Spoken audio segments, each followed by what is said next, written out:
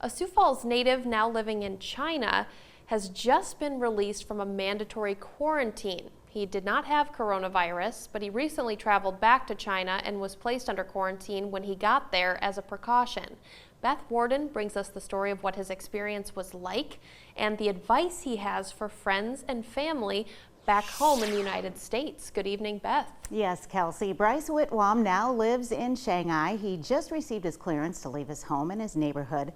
The Lincoln High School grad shares one of his biggest challenges while being quarantined with his family, and a surprising good thing that came from the experience. Even though he's lived in China for 15 years, Bryce Whitwam still has South Dakota in his heart.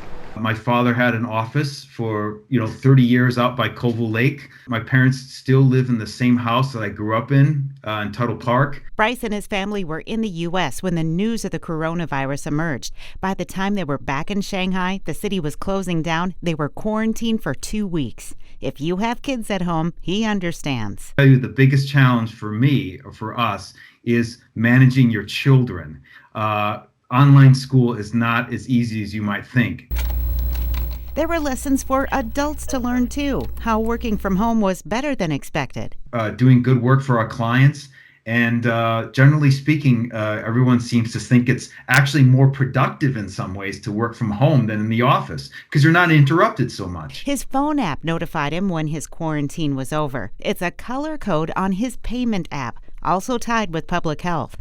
Green is go. So once you have a green QR code, you could go into shopping malls and places, and you could literally, in some places, they're literally not allowing people to pass through highways unless they have this green color QR code. Finally able to leave. Yeah, it was good, man.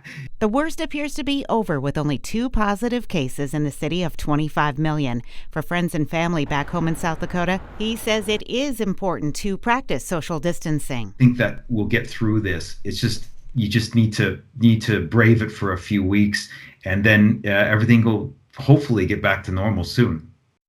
Now, no one in the Whitwam family contracted coronavirus. While venturing out again, he has observed other changes in Shanghai, such as only cooked food being served at sushi restaurants. He says the economy has certainly taken a hit, and he's anticipating a stimulus package to help boost the Chinese economy. Kelsey? Hey everyone, Kelsey Passold here. Thanks for checking out the Dakota News Now YouTube channel. Watch more featured stories, interviews, and show highlights over here. And make sure to follow along for more by hitting the subscribe button below. Thanks for watching.